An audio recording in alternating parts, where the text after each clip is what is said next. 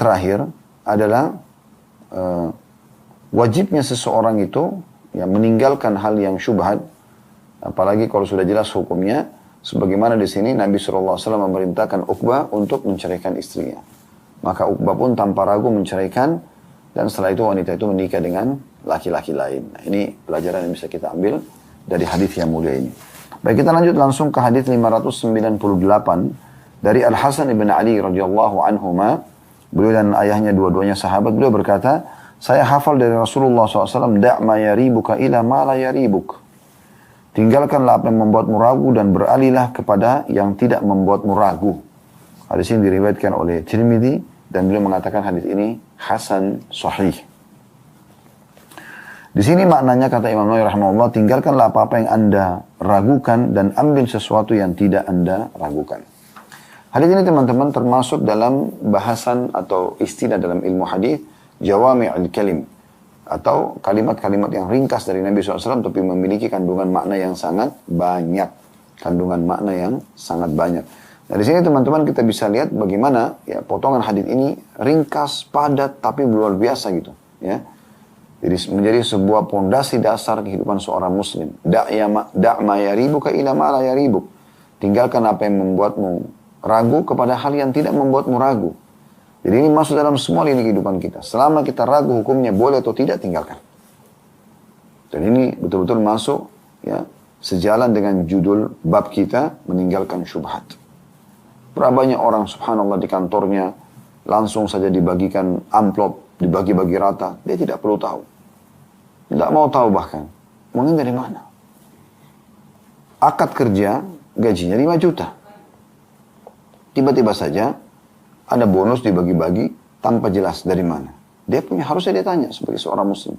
Ini apa ini? Oh, ini hadiah dari perusahaan misalnya. Oke, jelas. Semua pegawai mendapatkan. Oke.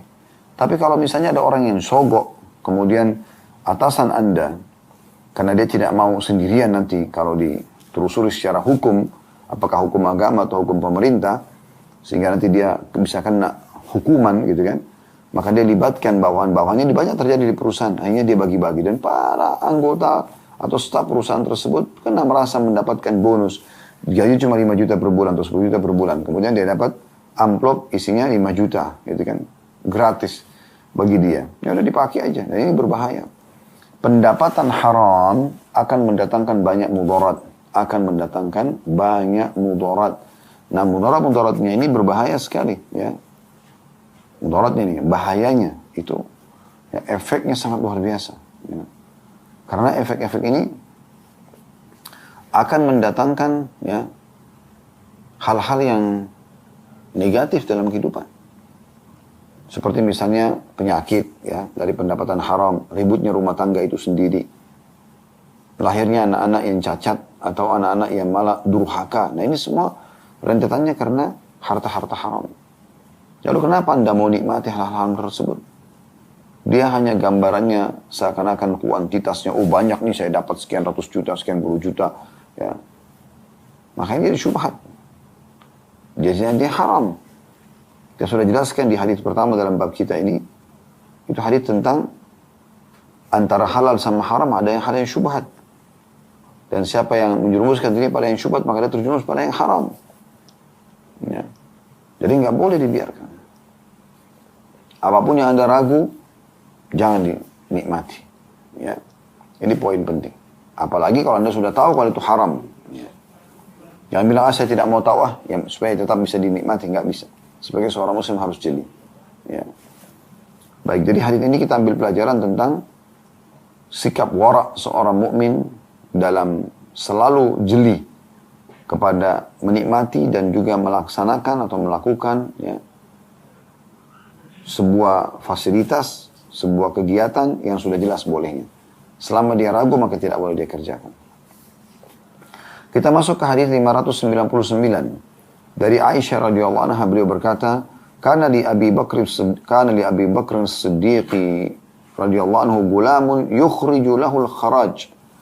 Wa kana Abu Bakr ya'kulu min kharajihi, faja'a yawman bi syai' fa'akala minhu Abu Bakr, faqala lahu al-gulam, tadri ma hadha?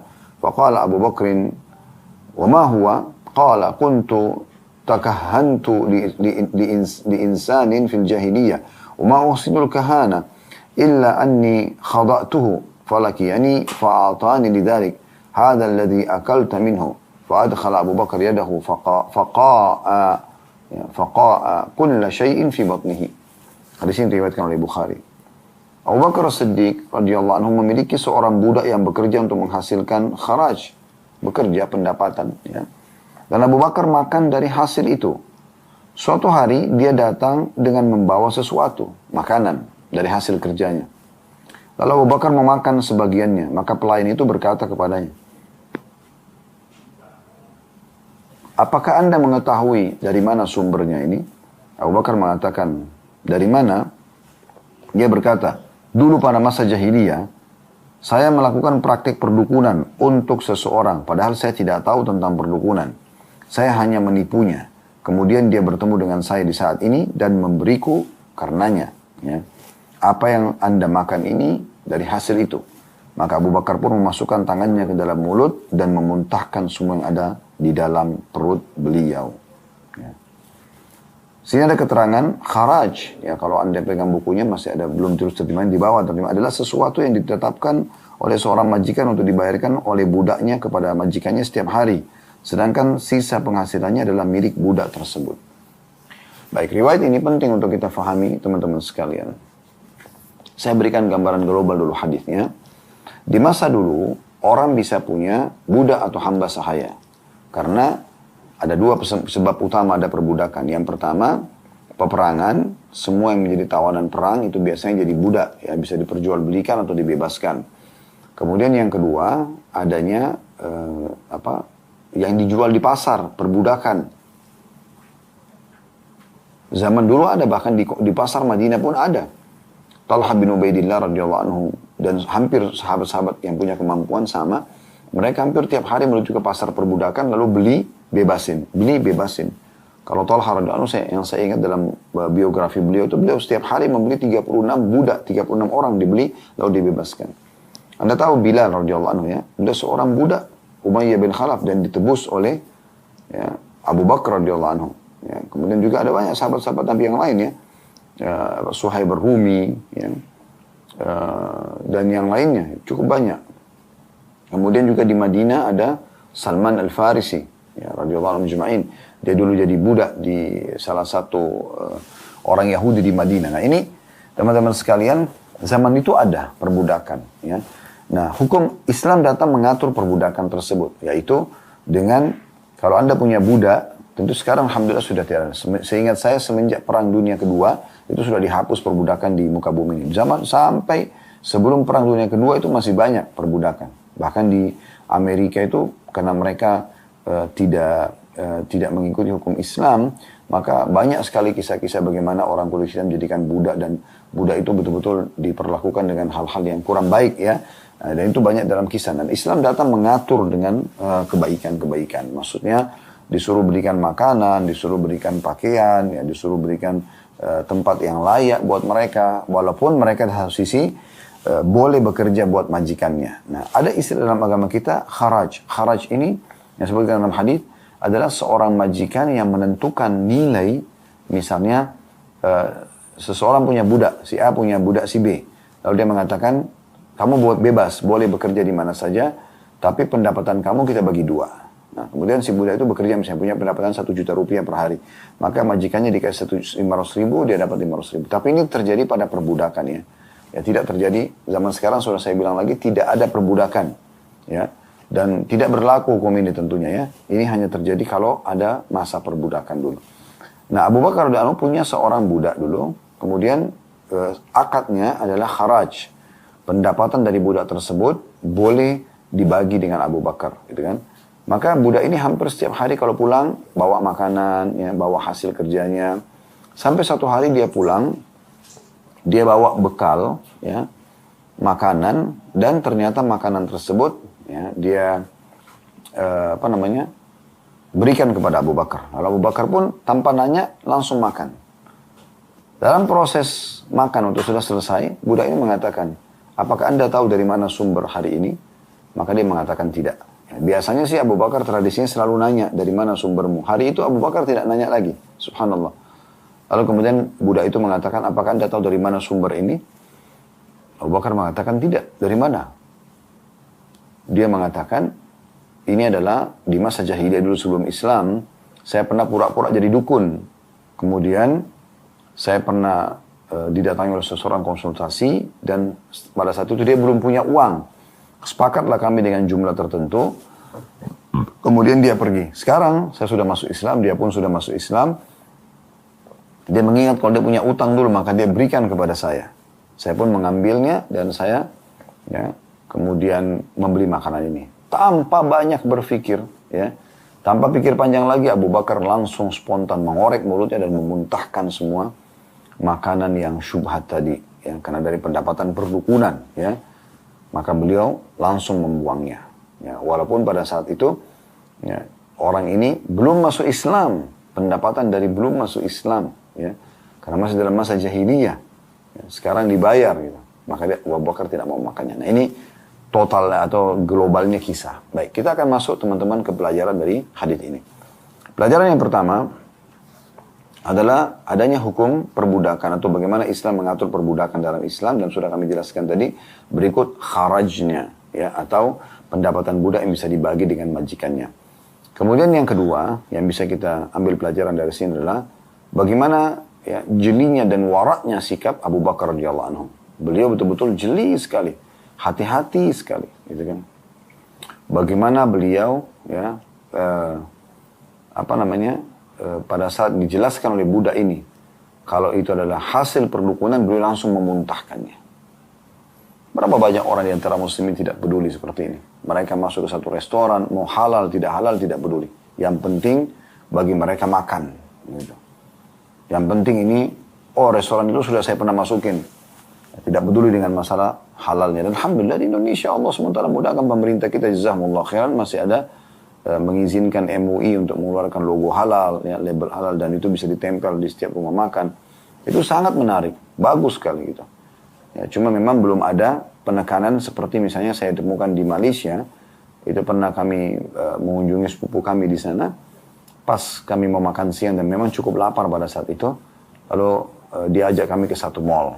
Kemudian lewat di satu lantai seperti biasa mall-mall kita, banyak restoran. Tapi sepupu saya lewatin banyak. Terus saya bilang, kenapa nggak mampir di restoran mana saja gini? Mungkin ada makanan-makanan yang cocok. Dia bilang itu tidak halal. Lalu dari mana taunya? Ternyata restoran yang tidak halal itu ditulis, ada labelnya juga tidak halal, gitu. Dan kalau dia lihat orang Islam, misalnya orang pakai jilbab datang atau kelihatan Muslim, maka pemiliknya menegurnya, mengatakan kalau Anda Muslim jangan Anda makan yang tidak halal. Karena kalau pemerintah juga tahu dia sengaja jual kepada umat Islam, ada hukuman tersendiri. Nah ini lebih diperketat gitu ya, sehingga memang umat Islam ini selamat dari hal-hal yang haram. Karena ini bukan main-main teman-teman sekalian, ya. Bukan hanya karena ini nasi goreng, tapi mungkin dicampur sama sesuatu yang haram, ya. Saya dapat informasi dari seseorang ikhwah di salah satu kota kita di Indonesia ini, itu bahkan ada orang yang jual nasi goreng, tapi memang dia pakai daging babi, gitu kan. Dan banyak umat Islam yang makan di sana, subhanallah. Nah, ini tidak boleh dibiarkan. Harus diingatkan si penjual, diingatkan juga muslimin yang makan di sana, gitu kan. Kalau sudah diingatkan tidak mau tahu, dilaporkan harusnya, ya, karena ini tidak boleh bagi umat Islam, berbahaya. Ya, jadi harus dibuang sesuatu yang haram itu. Kemudian pelajaran yang terakhir dari hadis ini, dari riwayat ini, adalah tentang haramnya pendapatan perdukunan. Haramnya pendapatan perdukunan. Apakah dia memang asli dukun atau dia pura-pura saja. Dan semua hal-hal yang masuk dalam penipuan, manipulasi, apa saja yang berhubungan dengan pendapatan-pendapatan yang tidak jelas, maka masuk dalam larangan ini. Jadi tidak boleh sama sekali kita sengaja membuka sumber-sumber pendapatan yang haram. Atau minimal syubhat. Dan kami sudah pernah jelaskan manusia ada 4 tingkatan. Yang pertama adalah orang dalam pendapatannya, orang yang punya pendapatan halal dan dia keluarkan pada yang halal. Ini orang yang paling baik. Jadi dia kerja halal, hasil keringatnya sendiri, tempat halal, kemudian dia keluarkan pada yang halal, kayak memberikan nafkah istri anak, ya, kemudian sedekah, haji dan umrah dan seterusnya. Yang kedua adalah orang-orang yang diberikan sumbernya halal, tapi dia keluarkan pada yang haram. Kayak misalnya dia pakai berzina, maka ini dia pahala dengan pekerjaannya, karena cari rezeki halal dan dia berdosa dengan mengeluarkannya. Yang ketiga, ini buruk. Ya. Sumbernya haram, hasil manipulasi, korupsi dan segala macam, tapi dipakai untuk halal. Kayak misalnya sedekah, ya, umroh, haji, ini semua tidak boleh. Tetap dia ada berdosa. Berdosa dan sumbernya berdosa dengan sedekahnya. Karena dia sedekah dengan yang haram dan dia tahu itu. Yang terakhir yang paling buruk adalah orang yang sumbernya haram, hasil manipulasi, korupsi dan segala macam, dan dikeluarkan pada yang haram juga. Zina, foya-foya dan seterusnya. Ini orang yang paling buruk. Teman-teman sekalian, kita lanjutkan lagi dua buah hadis yang tersedia di bab kita ini. Di bab tentang sikap wara' dan juga menghindari syubhat. Ya. Dan kita akan masuk teman-teman sekalian di hadis nomor 600. Ya, dari awal belajar, berbunyi dari Nafi'. Ya.